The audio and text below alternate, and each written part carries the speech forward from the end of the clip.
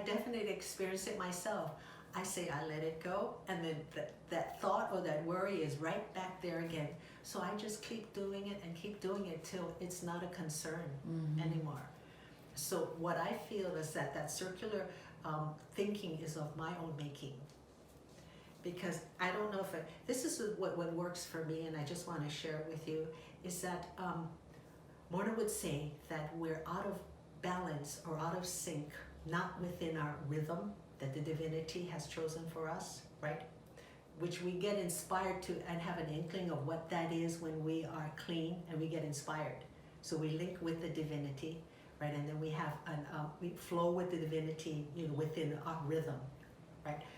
And it's like when we do the circular thinking, it's all part of being out of sync, whether we're thinking or we're feeling.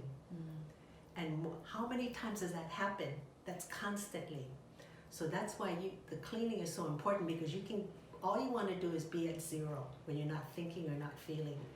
So you can always monitor yourself, because the beautiful thing about self-identity, ho'oponopono, it gives you the opportunity to always look at yourself, introspect. And when you introspect, that's why I'll say, I let it go.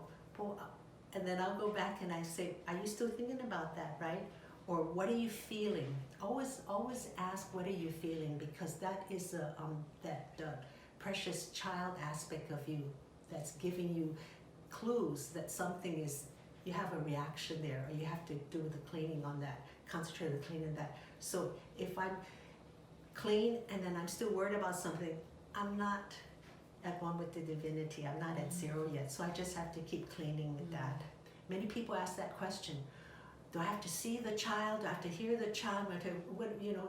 No, just recognize that you have the child, and at the beginning, the child is going to be, if you can just imagine, it's like a 3-year-old child. So we don't want to put too much on the child, but then you're trying to win the child's cooperation.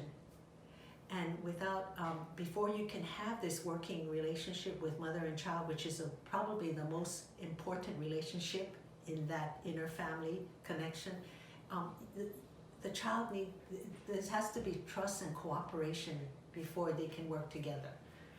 So what I would advise is that to just recognize that you have a child and allow the child, just continue to care for the child by telling you, the same as if you would see a child that you're related to, a physical child, or even some other child on the street. When you say, oh, what a beautiful child, I love you, you do the same thing, if not more so, for your inner child. Because a child has been there for eons, since your beginning of your creation, just recording and keeping all of these memories. So the child has been waiting for you to learn the ho'oponopono process, to be willing to apply it, so that we could be relieved of these memories, because the memories just burdens a child.